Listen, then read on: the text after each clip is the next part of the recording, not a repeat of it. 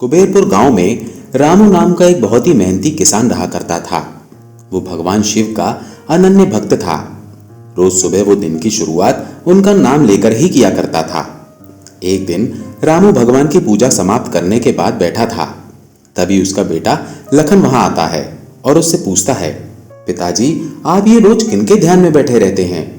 रामू अपने बेटे को बताता है, बेटा ये हमारे इष्ट देव हैं और ये सभी जीवों के नाथ भोलेनाथ हैं। लखन ने उत्सुकता में पूछा, अच्छा और आप इनका पूजन क्यों करते हैं? रामू बोला, बहुत बढ़िया सवाल किया है लखन तुमने। लखन बोला, तो बताइए पिताजी कि इनका नाम क्या है? रामू ने बड़े प्रेम से कहा, ये भगवान हैं, अनेक नाम हैं इनके।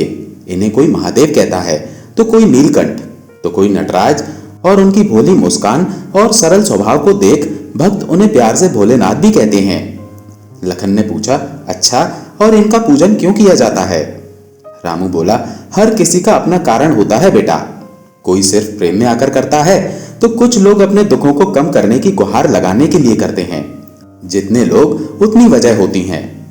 लखन ने फिर पूछा, और आप पिताजी आप इनका पूजन क्यों करते हैं? रामू कहने लगा, मैं तो बस इनके कई भक्तों में से एक छोटा सा भक्त हूं बेटा। इनसे प्रेम और भक्त भगवान का रिश्ता है मेरा। पूजा करके बस इन्हें बताता हूं कि मेरा इनसे प्रेम कितना है। लखन बोला, अच्छा मैं भी उन्हें बताना चाहता हूं कि आप उनसे कितना प्रेम करते हैं।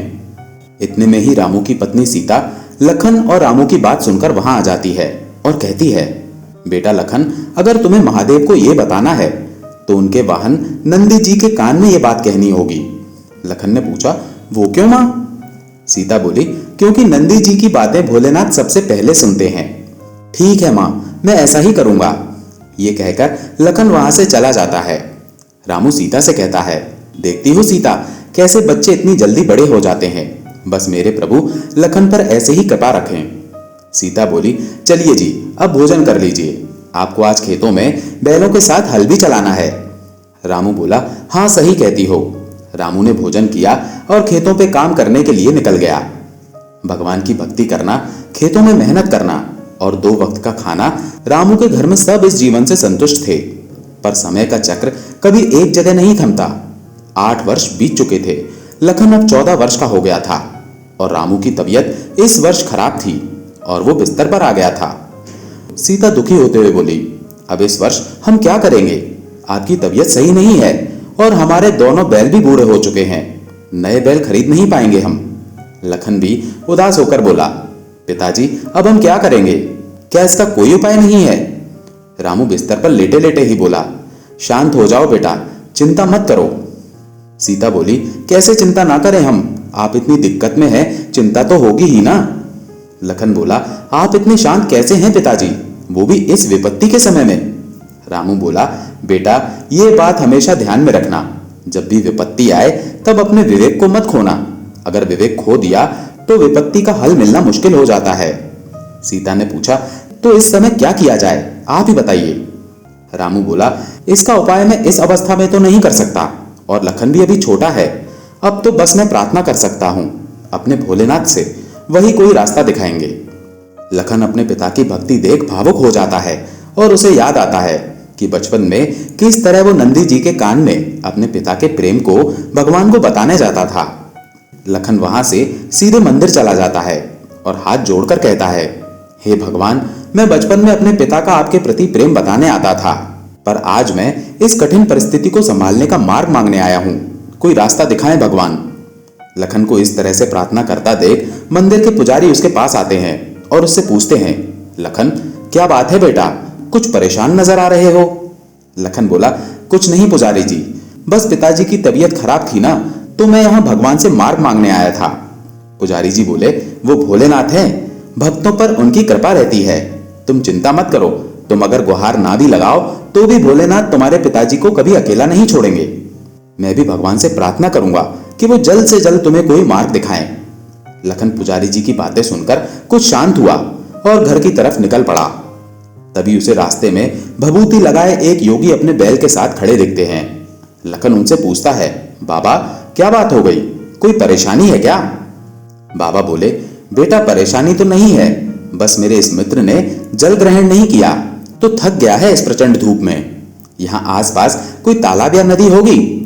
लखन बोला, बाबा यहाँ कोई नदी तो नहीं है, पर यहाँ पास में ही मेरा घर जरूर है। आप वहां चलिए, आपका और आपके मित्र का जलपान वहीं हो जाएगा। बाबा बोले, पर बेटा तुम परेशान हो जाओगे। कोई बात नहीं, मैं कुछ और सोच लूंगा। लखन बोला, बाबा इसमें सोचना कैसा, मेरा घर पास है और आपका मित्र प्यासा है, बस अब आप मेरे साथ चलिए। बाबा हंसते हुए बोले, बहुत अच्छी बातें करते हो बेटा, तुम्हारे माता पिता तुम जैसा पुत्र पाकर अति प्रसन्न होंगे। लखन मुस्कुराकर बोला, ये तो उन्होंने ही सिखाया है मुझे कि हर जीव भगवान शिव का ही अंश है और इसी वजह से हमें हर किसी की मदद करनी चाहिए। बाबा मुस्कुराकर बोले, अति उत्तम, आओ चलते हैं तुम्हारे निवास पर। जी बाबा। लखन बाबा को अपने घर ले जाता है और उस बैल को बाहर पानी पिलाकर बाबा को घर के अंदर आने के लिए कहता है।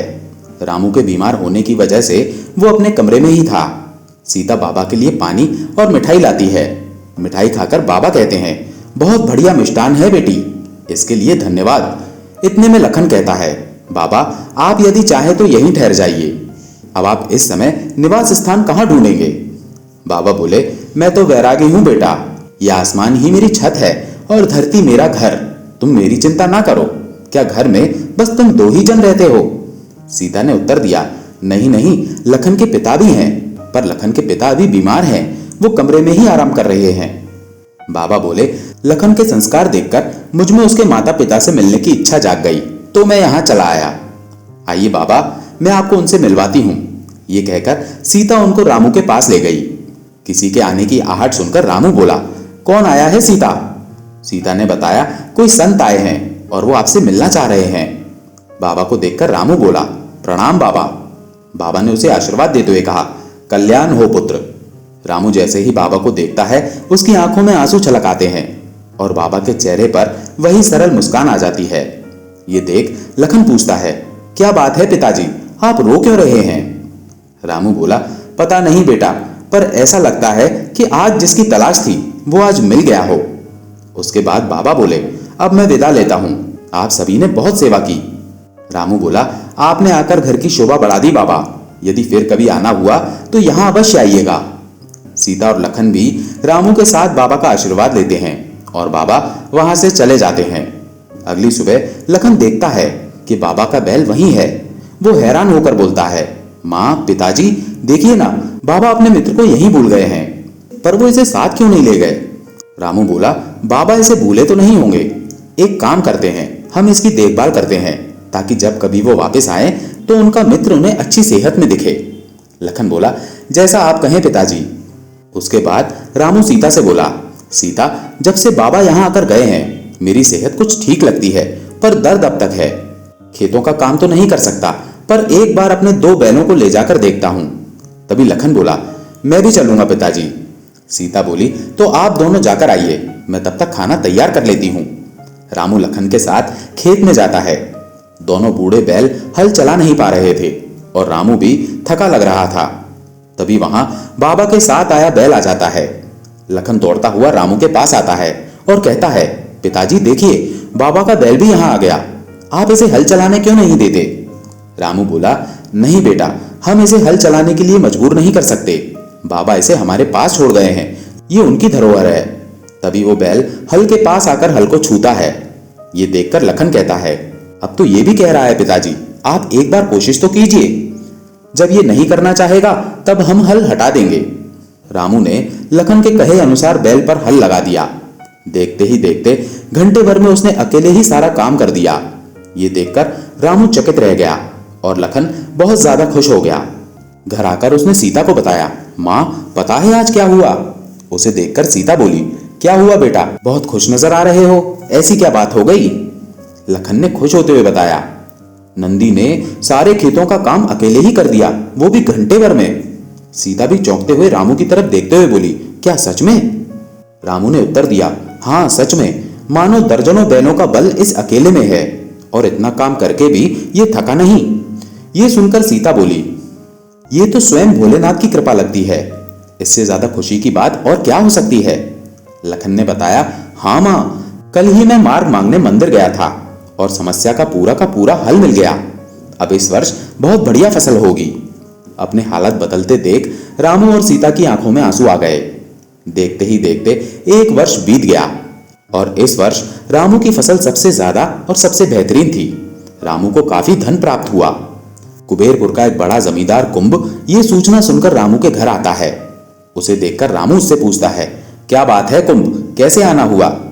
कुंभ बोला, कुछ हुआ नहीं, बस सूचना मिली कि तुम्हारी फसल इस गांव में सबसे ज्यादा हुई है, तो बस वही जानने आया था कि अगर कोई तरीका जानते हो तो हमें भी बताओ। रामू बोला, इसमें मैंने कुछ नहीं किया, मेरी तो तबीयत भी ठीक नहीं है। कुंभ ने पूछा, तो आखिर ये हुआ कैसे? रामू ने बताया, वो ऐसे कि हमारे घर भगवान की कृपा से एक बैल आया है, उसमें मानो दर्जनों बैलों की शक्ति हो। बस जब से उसने हल चलाया मेरे खेतों में तब से फसल बढ़ गई। कुंभ बोला, रामू ऐसा करो, इस बैल को मुझे दे दो, मैं तुम्हें अच्छी कीमत दूंगा इसकी, और आखिर मेरे पास जमीन भी तो बड़ी मात्रा में है। रामू बोला, कुंभ मैं तुम्हें इस बैल को बेच नहीं सकता, ये बैल जिन बाबा का है वो इसे लेने जरूर आएंगे और तब तक हम इसका बस ध्यान रख सकते हैं। कुंभ गुस्से में बोला, साफ साफ क्यों नहीं कहते कि सारा लाभ खुद रखना चाहते हो? बहाने मत बनाओ, और अगर इसका मालिक कोई और है तो तुम इससे अपने खेतों में काम क्यों करवा रहे थे? रामू बोला, आप जो सोचना चाहे सोच सकते हैं, लेकिन सत्य यही है कि ये बैल हमारे पास बाबा की धरोहर है जिसका हमें ध्यान रखना है, और जहां तक रही बात इससे काम करवाने की, तो ये हल उसने खुद चुना है। कुंभ बोला, तो तुम बहाने बनाते रहोगे, मैं चलता हूं, यहां बात करके कोई लाभ नहीं मिलने वाला। कुंभ वहां से घर चला जाता है और रात होने पर दो व्यक्तियों के साथ रामू के बैल को छुपकर ले जाने की कोशिश करता है। वो उन दोनों व्यक्तियों से कहता है, तुम दोनों इसे ये नथ पहनाओ और ले चलो इसे। जैसे ही वो दोनों उसे नथ पहनाने जाते हैं, वो रस्सी अपने आप छोटी हो जाती है। कुंभ कहता है, ऐसा करो, इसे उठाने की कोशिश करो।